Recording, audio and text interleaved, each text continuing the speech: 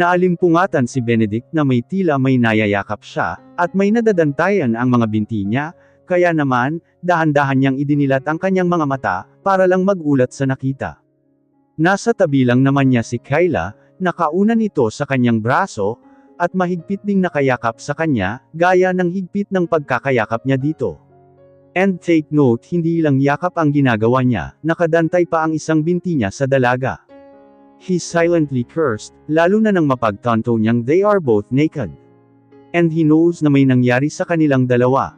Mariin niyang ipinikit ang kanyang mata, but decided to open it again, just to take a look at the woman beside him, who's sleeping peacefully.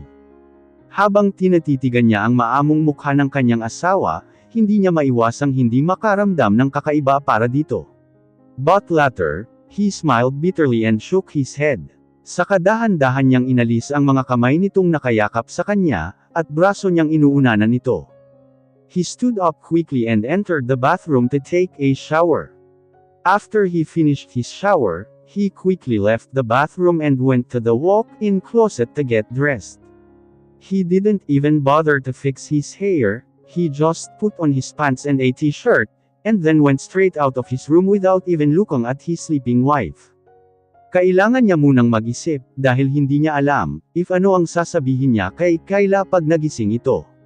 Sa totoo lang kasi naguguluhan siya talaga sa kanyang nararamdaman towards her. Lalo pa ngayon na maaaring magkita ulit sila ng dati niyang kasintahan. Pagbaba niya ng hagdan, nadatnan niyang andoon na ang Nanay Sally at sila Mela.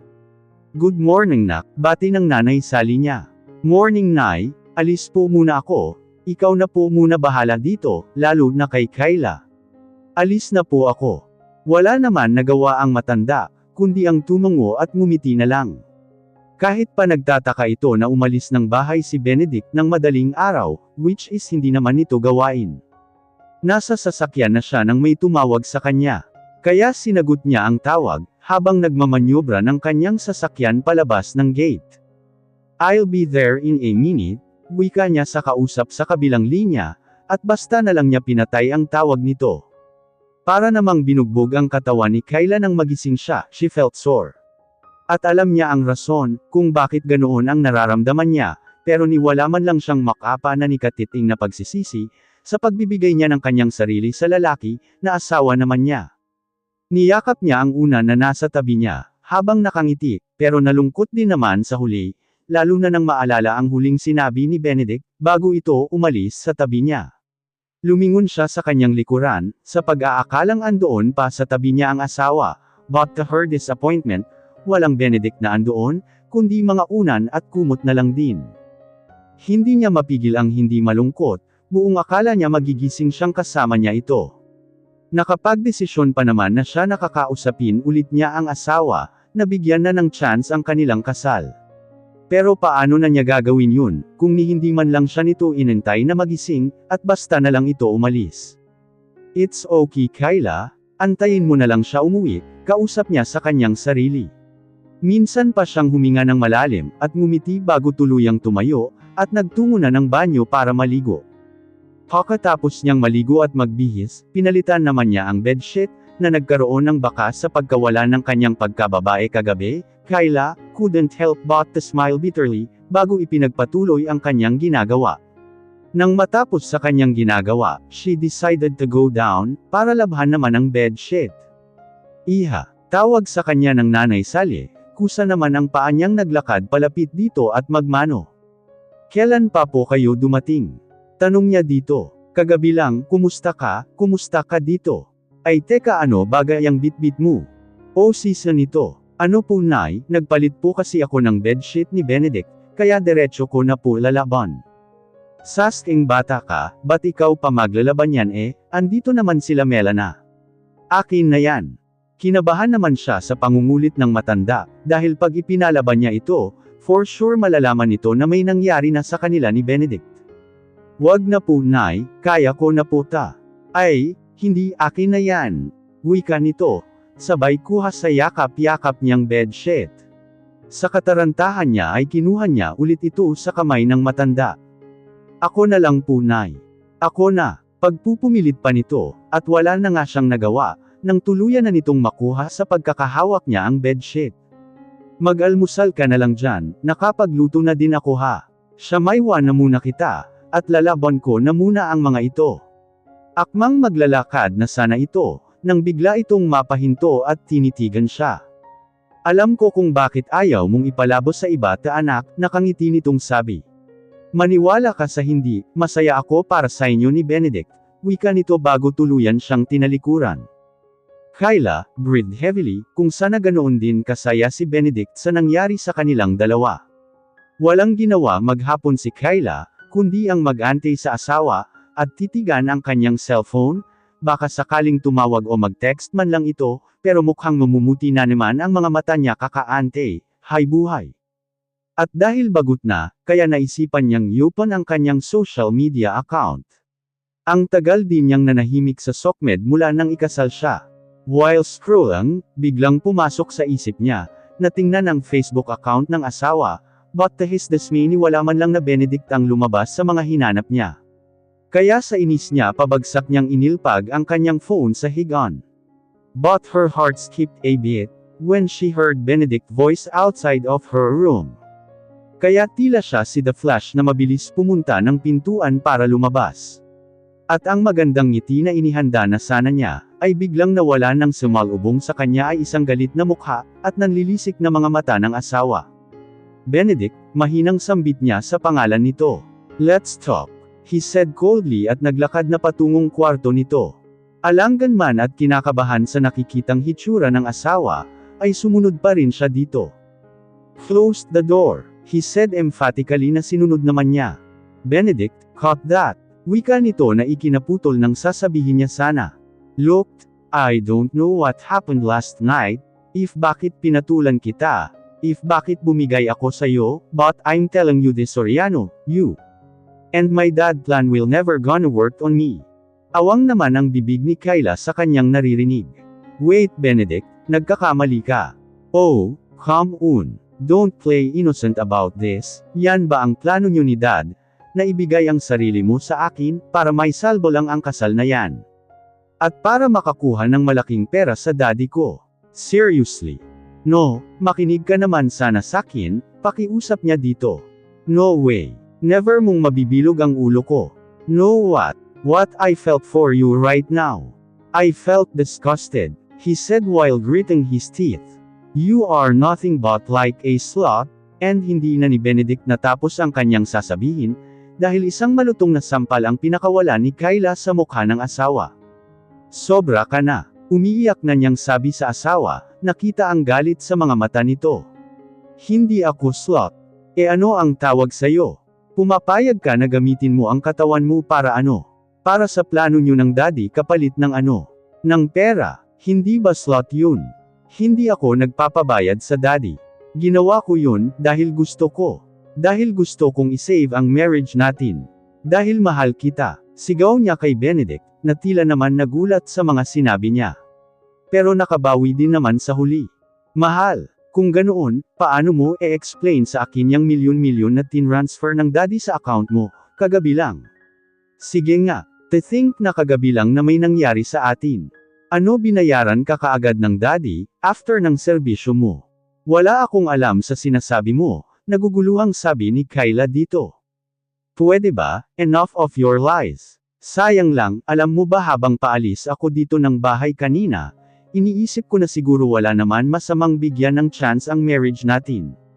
But after knowing about you and dad's plan, di bali na lang. Benedict, please listen, let's talk to your dad if you want. Tanungin natin siya about dyan sa pera, and I'm willing to return it, dahil hindi ko yun hiningi, ni wala nga akong alam about dyan. Enough. Stop okay. Enough. Kahit ano pang sabihin mo, I will never believe you. Wika nito at tinalikuran na si Kyla, palabas na sana ito ng pintuan nang bigla itong magsalita. Thanks for the ano by the way, wika nito bago tuluyang lumabas ng kwarto, at pabalibag na isinara ang pintuan. Hindi na napigilan pa ni Kyla ang hindi humakalgol ng iyak, sa sakit na nararamdaman niya sa mga oras na yon. Yung pag-asang binuo niya sa puso niya, ay bigla na lang gumuho at nagkapira-piraso. Ilang oras din siyang nagmumok sa kwarto ng asawa niya, bago naisip ang tumayo. Pinagmasdan niya ng maigi ang kabuuan ng kwarto nito, pati ang higaan kung saan niya isinuko ang kanyang sarili dito. Kung inaakala mong basta na lang ako susuko, pues nagkakamali ka Benedict, wika niya habang nakatitig sa picture ng lalaki na nasa wall rack. Never give up. Ang magiging motto mo ngayon Kayla. Dagdag pa niyang sabi, bago tuluyang lumabas ng kwarto ng asawa. Mabilis lumipas ang mga araw, hanggang naging linggo at buwan, but how Benedict treated Kayla didn't change at all. Mula nung huli nilang pag-uusap, naging madalang na ang pag-uwi nito sa bahay. Uuwi man ito pero nitingnan man lang si Kayla, ay hindi nito magawa. He treated her as if she was not existing. Madalas niya itong paghandaan ng pagkain. Pero lumipas na ang buwan hindi man lang nito magawang pansinin ang mga niluto niya. Ang mga susuotin na piniprepare niya, ay hindi nito sinusuot. Mas naging malamig pa ito kesa nang una niya itong nakilala, madalas pa siyang mabulyawan o kaya naman pagsalitaan ng mas asama at masasakit. Pero tinitiis niya lang lahat ng yun, ewan ba niya, ganoon na ata siya kamartir pagdating sa asawa. O ganoon ata siya magmahal. Madalas na lang niyang iniiyak ang sakit na nararamdaman. Sa totoo lang hindi iyon ang pinangarap niya pag nag-asawa siya. She wanted to have a complete and happy family not like this. Nakausap na din niya ang daddy ni Benedict, at pati ito ay nagulat kung paano nalaman ni Benedict ang pagta-transfer nito ng pera sa account niya. Pinipilit na din niya iyon na ibalik, dahil hindi naman niya kailangan ang ganoon kalaking halaga, pero mariinding tumanggi ang ama ng lalaki. Ipinaliwanag din ito na hindi iyon bayad, kundi bigay iyon sa kanya bilang anak na din siya ng Don, pero nagkaroon lang ng ibang interpretasyon si Benedict about doon. Sinabi na din niya sa Don ang totoong nararamdaman niya para sa anak nito, at masayang-masaya ito sa nalaman. Aminado naman siya na tila nakipagkasundo siya sa Don noon, na paibigan ang asawa niya, kapalit ang paghahanap nito sa tiyo niya, pero hindi kapalit ng pera na siyang pinaniniwalaan ni Benedict, kaya binigay niya ang sarili dito. Sa nakalipas na isang buwan, nagpapasalamat pa rin siya at andito ang nanay Sally niya, na palagi siyang ginagabayan, pinapayuhan at pinapasaya. Lalo na sa mga araw na pinapamuka sa kanya ni Benedict, na tila hangin lang siya sa buhay nito. Mapait na ngumiti si Kayla, habang nakatingala sa kalangitan. Andito siya ngayon sa may swimming pool at nagpapahangin. Ito na ang nagiging tambayan niya sa tuwing kailangan niyang maglabas ng sama ng loob at mag-isip. Saskeng bata ka, andito ka lang pala, abay kanina pa kita hinahanap tinig iyon ng nanay Sally niya sa kanyang likuran. Kaya nilingan niya itong nakangiti. Nagpahangin lang ako nay, sabi niya dito. Mabilis naman itong ginagap ang kanyang dalawang kamay at hinawakan. Nak, alam ko na walang karapatan manghimasok ang nanay sa buhay mo, o sa buhay niyong mag-asawa. Pero nak, sa nakikita ko, nahihirapan ka na, malungkot na sabi nito, bago siya tinitigan sa kanyang mga mata. Kung nahihirapan ka na bumitaw ka na, payo lang ito ng nanay ha. Dahil kami ang nasasaktan sa tuwing binabaliwala ka ng iyong asawa, at masaklap pa sa tuwing pagsasalitaan kanya ng masasakit na salita. Hindi kami bingi, at mas lalong hindi kami bulag. Sa tingin ko panahon na para itigil mo na yan, huwag mo nang ibaba pa ng ibaba ang sarili mo, para lang sa kanya. Hindi mo siya kawalan, dagdag pa nito. Tila naman may bumikig sa lalamunan niya, sa mga sinabi sa kanya ng nanay Sally niya. Masyado na nga ata siya nagpapabulag sa pagmamahal nito. Pinyunas niya ang mga kumawalang luha sa kanyang mga mata, bago siya pilit na ngumiti. Hayaan mo nay, malapit na pong mapuno ang lagayan ng sakit. Kapag umapaw na, ako na mismo ang lalayo po, pangako, naluluhan niyang sabi dito. Aantayin mo pa bang mapuno yan? Kung pwede namang bawasan na. Tanong nito sa kanya. Gusto ko munang namnamin ang sakit nay, para sa ganun pag dumating ang araw na manhid na ito sa sakit, sabay turo sa puso niya. Madali na lang sakin ang bumitaw. Niyakap naman siya ng matanda, kaya ginantihan niya din ito ng yakap. Basta andito lang ang nanay Sally ha, wika nito habang hinahagod ang likod niya. Thanks nanay. Nasa ganoon silang tagpo ng makarinig ng pagpasok ng sasakyan. Kaya mabilis siyang napakalas ng yakap, at niyaya na ang nanay Sally niya, at salubungin ang asawa. Dahil alam niyang si Benedict yun. Kabisado na niya kasi ang tunog ng sasakyan nito. Kakabukas lang niya ng pintuan, nang mawala ang mga ngiting nakapaskil na sana sa mga labi niya, nang makitang umikot ito sa kabilang pintuan ng sasakyan, at may pinagbuksan. Narinig niya ang paghigit ng hininga ng kanyang nanay Sally, nang lumabas ang isang babae sa sasakyan ni Benedict. Compared to her, that woman is sophisticated, tila ito babasaging kristal sa ganda. At kinis ng mukha at katawan nito. Tila kinuyumos ang puso niya, nang makitang magkahawak kamay ang dalawa, habang parehong malaki ang mga ngiti sa mga labi ng mga ito. Umuwi na pala ang impaktita, rinig niyang sabi ng nanay Sally, kaya napalingon siya dito. Sino siya, Nay? Si Belle, sagot nito na nakapagpatigalgal sa kanya. Magsasalita pa sana siya, nang biglang magsalita ang asawa sa tapat niya. Nay, paki-prepare naman po kami ng makakain ni Belle, at padala na lang din po sa taas, utos nito sa matanda, na hindi man lang siya tinatapunan ng tingin. Nay Sally, oh my God, I miss you, Nanay. Belle is back. I'm back na po and this going to be forever. Eksaheradang wika nito, sabay yakap sa matanda na hindi naman umiimik. Aw, who is she? Marteng tanong nito ng pagkakalas sa pagkakayakap sa matanda, ay sa kanya natuon ang pansin nito. Hi, good evening po, I'm Kyla. Benedict, don't mind her, she's just nothing, putol ng asawa sa sinasabi niya. Let's go, yaya nito sa babae, at naglakad na pataas. Naikuyom naman niya ang mga palad sa namuong galit, at sakit sa sinabi ng asawa. Kyla breathed deeply and started to count 1 to 3. Stop! Malakas na sigaw niya, sabay lingon sa dalawang paakyat na ng hagdan. Kita niya pang tila natigilan ang babae, pero ang asawa niya ay tila wala man lang reaction sa ginawa niya. Kyla, wag na, mahinang pidgel sa kanya ng nanay Sally niya. Pero hindi niya iyon pinakinggan. You asking if who am I right? Taas kilay niyang tanong sa babae, na nakakunot at taas na din ang kilay. Stop! Bulyo sa kanya ni Benedict, na hindi naman niya pinakinggan. I am his wife, Benedict wife. I am Kyla Adson. Nang gagalaiti niyang sabi, habang naglalakad siya palapit ng hagdanan. You heard me. Stop. You, what? What, Benedict? Putol niya sa sinasabi nito. You accused me for being dirty. Pero ano yang ginagawa mo? Nagdadala ka ng kabit sa bahay na to. Sino kaya sa ating dalawa ang madumi? Napaka-immoral mong tao. Sigaw niya dito. Mabilis naman ang mga paa ni Benedict, na bumaba ng hagdan, at nilapitan siya sabay haklit ng kanyang braso. You, wala ka na talagang gagawin kundi galitin, at perwisyuhin ang buhay ko. Gigil nitong sabi, for once, gumising ka sa kahibangan mo. Hindi kita asawa, at kailanman hindi ko gugustuhing magkaroon ng asawang katulad mo. Naiintindihan mo.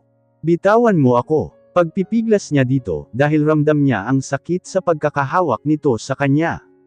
Alam niyang magkakapasa na naman ito, katulad ng nangyari noong isang linggo. Listen well. Sa susunod na ulitin mo pa ta, swear ipapakaladkad kita palabas ng bahay na ta, naintindihan mo. Singhal nito bago binitawan ang hawak-hawak nitong braso niya. Let's go, Belle, just don't mind her. Rinig niyang sabi nito sa kasamang babae, at tuluyan na nga ang mga itong umakyat. Naiwan siya sa baba na tila hindi makahinga, sa halo-halong nararamdaman niya sa mga oras na yun, at sinasabayan pa ng paglabo ng kanyang paningin. Nak, okay ka lang. Hindi na niya nasagot pa ang matanda, dahil tuluyan na nga siyang bumagsak sa sahig. Colin, tulong, sigaw ng nanay Sally niya, at yun ang huli niyang narinig, bago siya tuluyang nilamon ng karimlan.